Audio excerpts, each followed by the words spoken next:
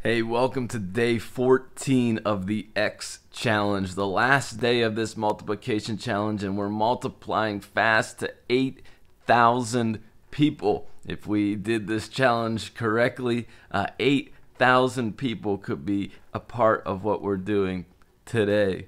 It's just crazy to think that 14 days ago, Trump put out his slow the spread, social distancing, 14 days of that, and hopefully by then we didn't know what was going to happen, but here we are. And so yesterday Trump gave the news that now we've got another full month, 30 days to social distance. And what does that all mean for us and for our jobs, for our health, for our economy, for our country, for our relationships, for our mental health and our time with our family, and so many questions 14 days later. But we're not going to continue the X Challenge through the next 30 days, but we are starting something new at Connect Us Church called the Tech Olympics.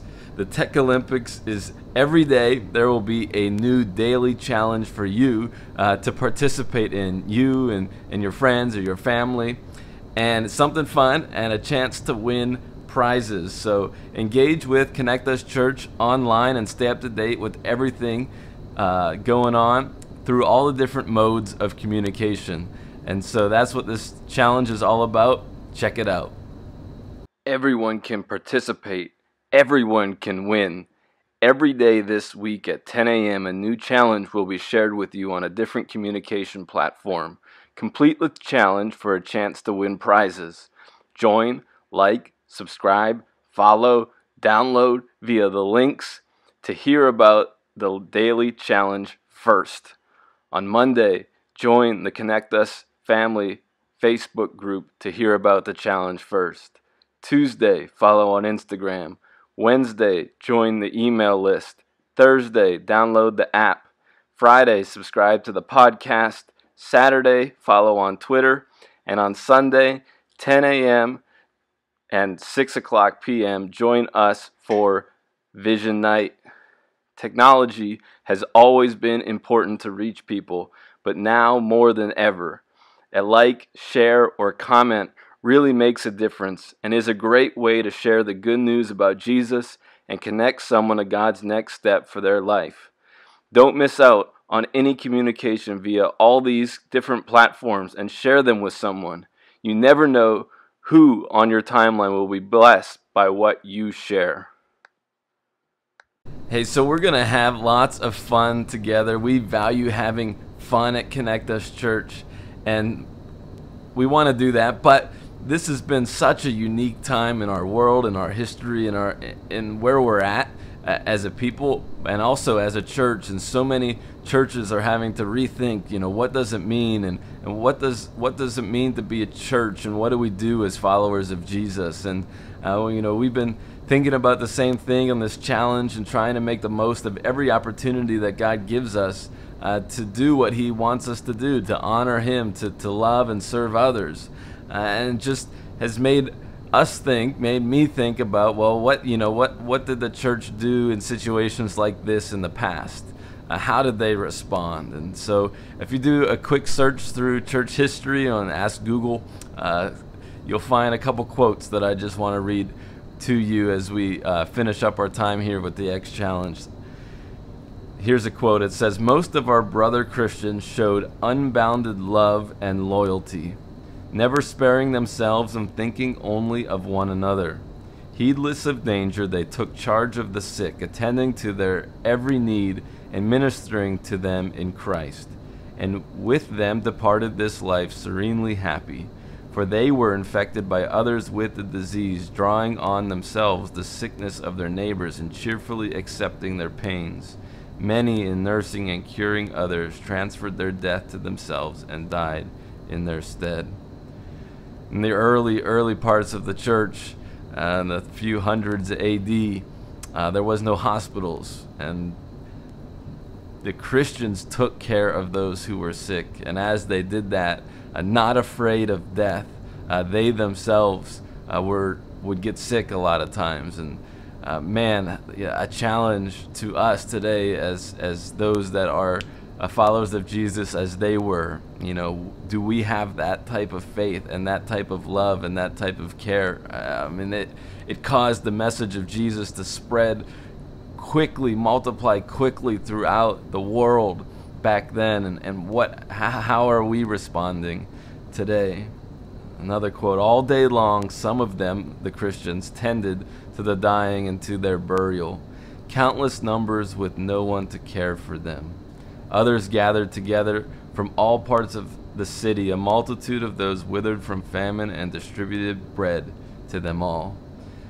The Christians were known for caring for those who were dying and who had no one else to care for them. And the Christians were known for helping people with food, for passing bread out to them all. It says, when it came about that the poor were neglected and overlooked by the pagan priests, then I think the impious Galileans, or the Christians, observed this fact and devoted themselves to philanthropy. They supported not only their poor, but ours as well. All men see that our people lack aid from us. This was not a Christian leader who was saying, the Christians are helping us. What are they doing? Why are they doing this? It doesn't make sense.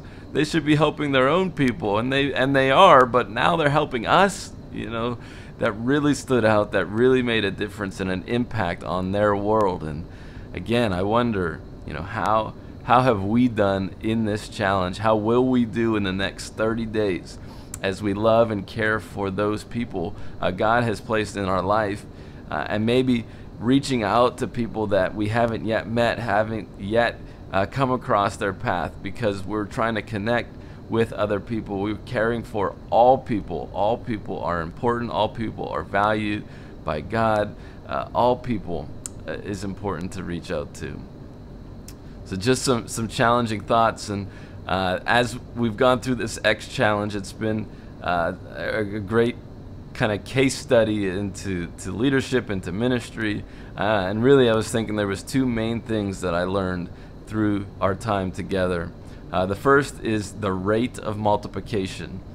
Just in 14 days, you could start with one person, and you could multiply to an impact of over 8,000 people. However, the rate of multiplying, doubling every day, is really, really fast.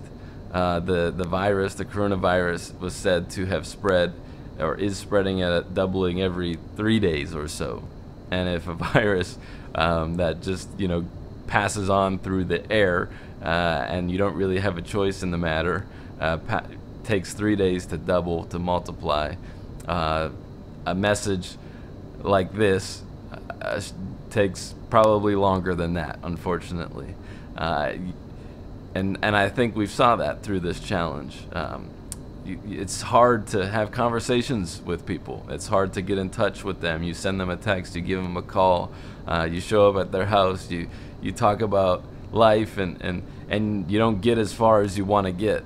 Maybe it's a step at a time, but even if you do have that conversation, then there's a whole nother part of it of getting them to be bought into the challenge, to bought into something they don't really know about, something that they're removed from, something that they're distant from, and that's kind of strange and kind of awkward.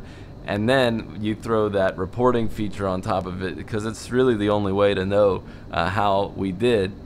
But doing that is silly, it's strange, and it doesn't make much sense. Why would I go to this website and click this and type in that information? And I get all of that, and it was cool to kind of walk through that and to learn about that, because I'm such a big believer in empowering everyone to do what God is calling them to do. And I really want to see that happen. I want to see you run with the message that God has given you. I want to see you share what God has done in your life, and you have the greatest potential to make the impact in the people God has placed in your life. And so I want to help you. I want to encourage you. I want to inspire you to do that. And I hope this challenge was an inspiration to you to do that, And we're just trusting that God will lead in this way, and we will multiply followers of Jesus, just maybe not at the rate as quickly as we all might want. The second thing that I learned throughout this challenge was just the necessity of hope. I mean, with 2 weeks of doing something like this every day, you realize how much things change day to day, minute by minute. And over 2 weeks, it's like, wow, a lot has happened. A lot has changed in our world. And we need something steady, something to base our life on, base our decisions on, base our heart and our belief, the way that we think on. Now, after 14 days, we have this extended period of uncertainty. But no matter how much uncertainty we face in life, there is always an extended certainty in who Jesus is and what he has done for us. Throughout our time together, we've gone through a devotional called Hope in the Dark, and if you've missed any parts of that, I encourage you to go back and read through that. I think it's a great reminder that we can have hope. There is light even in the darkest of situations. And we looked in the scriptures at the man named Habakkuk and how he was looking around at his world wondering, God, are you here? Do you care? How are you letting this happen? This is messed up. This is not how it's supposed to be. And Habakkuk took those questions to God. And then he waited to hear from God and the answer God was going to give him. And then as a result of God's answers, as a result of the entire experience of asking the questions and waiting for the answers, God gives him and graces him with this faith, this hope that no matter what happens, he's going to find his strength in God. No matter what happens, he's going to rejoice in the Lord. No matter what happens, he believes that God is going to get him through it and get him over it. And such a beautiful picture for us in this time, that we need to ask God the questions that we have. We need to wait for God to do and to say what he's going to say. And through it all, no matter what, we can have hope. So check out these highlights from the X Challenge and be reminded of the journey that we were on together.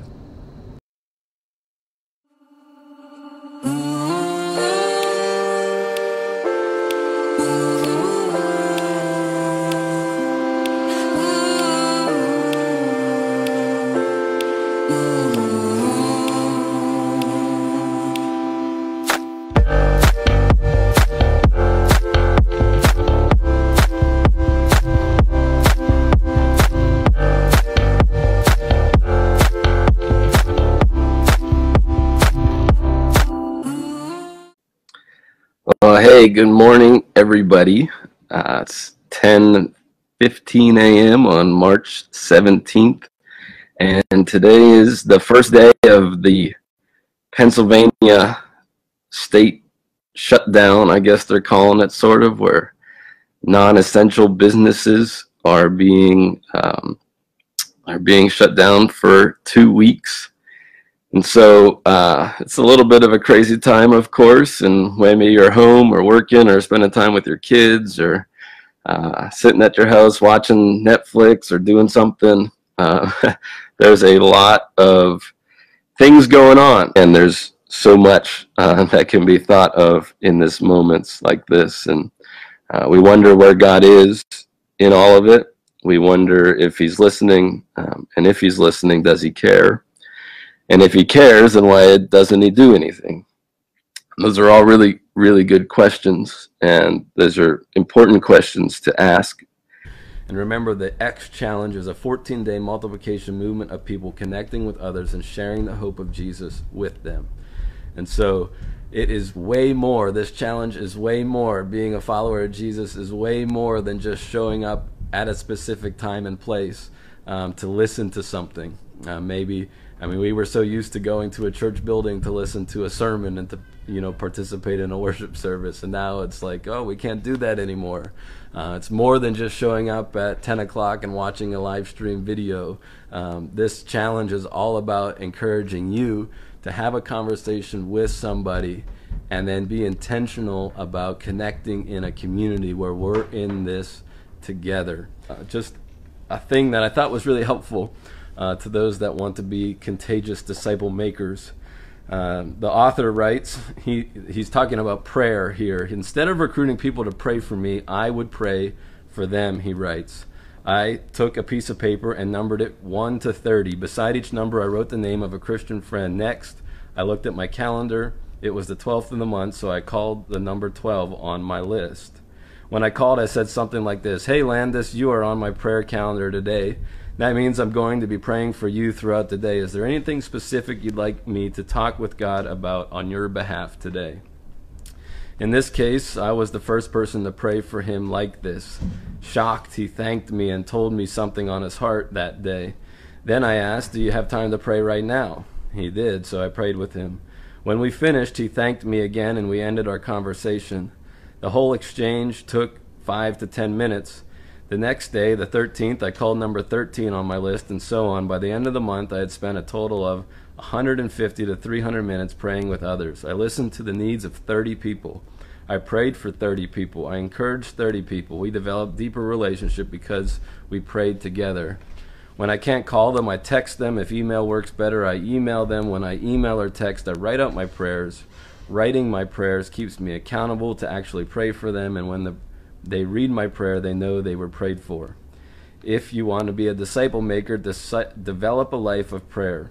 Commit to pray for a different person each day of the month. Encourage them to find 30 people to pray for themselves, and so on. Before long, you'll see the hand of God move at the urging of his children as they pray in obedience to his will.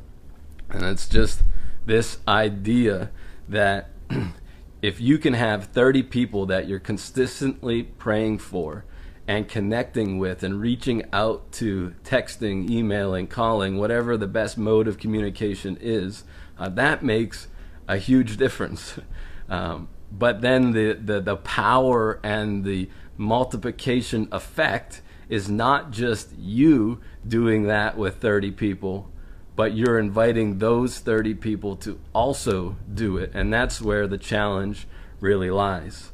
They believed in a promise from God, and none of them received that full promise.